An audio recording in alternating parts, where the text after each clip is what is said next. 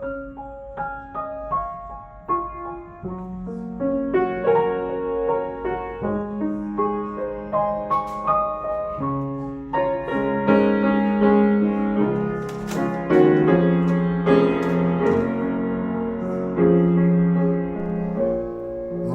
dando sequência ao nosso estudo panorâmico do Novo Testamento, nada cansativo e bem explicadinho, chegamos agora à segunda carta de Paulo a Timóteo.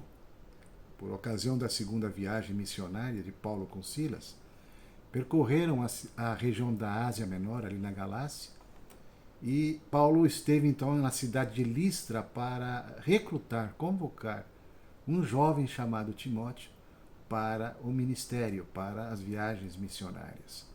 Timóteo passaria a ser um grande amigo de Paulo até os últimos dias da sua vida e um grande colaborador, apesar de jovem.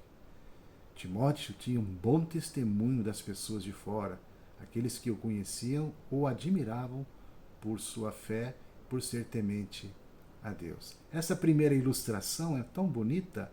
Ela mostra justamente Paulo na casa de Timóteo. Aí temos uma figura da mãe Eunice, da avó Lloyd, e outra figura ali mais ao lado, que não se sabe, não tenho referência, porque o pai de Timóteo possivelmente já havia falecido, não há nenhum registro do pai de Timóteo que era grego, a única coisa que a gente sabe. Muito bem, dando sequência então, vamos lá. O local em que foi escrita essa carta foi em Roma, no ano 66 já, pouco antes do martírio de Paulo. Essa já é a segunda prisão. Lembram-se que na primeira prisão ele sofreu uma prisão domiciliar apenas, ficou ali por 2 anos, quando ele foi apresentar sua defesa diante de César. Ele tinha liberdade para escrever, para receber visitas, para compartilhar o Evangelho, mas agora ele estava numa prisão daquelas prisões terríveis, tipo masmorra, né? Uma coisa assim, ele bem abandonado, acorrentado, em situações muito precárias. Era assim que ele se encontrava. As palavras, no momento em que ele escreveu essa carta, as palavras-chave: doutrina, comportamento e bom combate. É interessante que o comportamento e o bom combate são o que mais realça. Ele vai tratar justamente do sofrimento, da perseverança, da importância de se ter um bom testemunho, de ter uma boa postura diante das pessoas, no que diz respeito ao testemunho de Jesus Cristo. Então, essas são as palavras-chave. O tema é triunfantes em Cristo e conselhos também, conselhos finais de uma pessoa que tem um cuidado muito grande por esse jovem Timóteo, uma preocupação por ele, para que ele não desanime, para que ele não desista, porque perder um grande amigo como Paulo, ele estava prestes a ser martirizado, poderia causar um grande desânimo em Timóteo. Então ele já está como que fortalecendo Timóteo depois da sua partida. Os versículos-chave, esse é o primeiro: procura apresentar-te a Deus, aprovado como obreiro que não tem de que se envergonhar, que maneja bem a palavra da verdade. Então é um encorajamento de Paulo a Timóteo. Um outro texto: combati o bom combate, completei a carreira, guardei a fé. Então, percebem essa atmosfera de luta, de sofrimento, de perseverança, de vitória, de não desistir, de não desanimar. Deus trabalha em tudo isso. Enfim, esse é o espírito da carta. A quarta viagem missionária de Paulo, ele fez essa viagem e não se tem registro, tá? A quarta viagem que nós conhecemos não foi missionária. Foi aquela viagem que Paulo fez indo a Roma para se defender diante de César. Houve uma quarta viagem. E nessa quarta viagem, então, Paulo escreveu 1 Timóteo e a carta a Tito. A seguir, então, foi quando ele foi preso, novamente, no reinado de Nero, já falamos no ano 66, e agora uma prisão terrível, né? Sem ser aquela prisão domiciliar.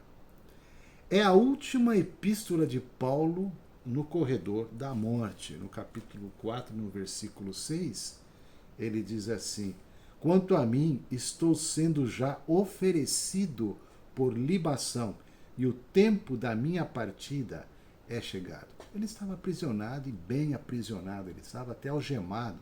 Você pegar o capítulo 2, o versículo 9, ele diz: pelo qual estou sofrendo até algemas.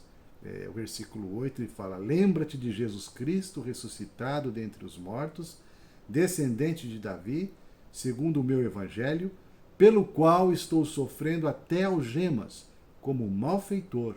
Contudo, a palavra de Deus não está algemada. Então Paulo ele está encorajando o seu filho na fé a ser um fiel soldado de Cristo, a cumprir cabalmente o ministério, ser ousado e longânimo diante das dificuldades e tribulações, e a seguir seu fiel exemplo. É interessante, você ainda pega, por exemplo, o capítulo 3, vamos ler dos versículos 10 a 13, onde a gente vê toda a dificuldade, o sofrimento nessas palavras. Tu, porém, tens seguido de perto o meu ensino, procedimento, propósito, fé, longanimidade, amor, perseverança. As minhas perseguições e os meus sofrimentos, quais me aconteceram em Antioquia, Icônio e Listra, que variadas perseguições tenho suportado, de todas, entretanto, me livrou o Senhor. Ora, todos quantos querem viver piedosamente em Cristo Jesus serão perseguidos, mas os homens perversos e impostores irão de mal a pior, enganando e sendo enganados. Então, a atmosfera dessa carta é de dor, é de sofrimento, de muita luta e pressão, perigos iminentes, inclusive a morte se avizinhando. Esse é o espírito da carta, e Paulo está fortalecendo. Paulo ele foi abandonado, ele se sentiu completamente abandonado e só, exceto Lucas, que o acompanhou. Não é? Ele fala a respeito dessa situação de Lucas. Por 2 vezes ele pede para que Timóteo vá a seu encontro. No capítulo 4, no versículo 9, ele diz: procura vir depressa comigo, porque Demas, tendo amado o presente século, me abandonou e se foi para Tessalônica. Crescente foi para a Galácia, Tito para a Dalmácia. E no versículo 21 ele diz: apressa-te a vir antes do inverno. Eubulo te envia saudações, o mesmo fazem Prudente, Lino, Cláudia e os irmãos todos. Apressa-te a vir ter comigo. Ele estava pressentindo que a sua partida estava muito próxima. Diferenças entre essas duas cartas. A primeira carta e a segunda carta de Paulo a Timóteo. Na primeira, vamos ver o seguinte: a igreja ela é enfatizada como sendo a casa de Deus. Capítulo 3, o versículo 15. Na segunda carta, ele fala da grande casa. Ele está se referindo mais à vida pessoal, não é? A vida pessoal de cada um, a grande casa, a casa de Deus que somos nós, como pessoas.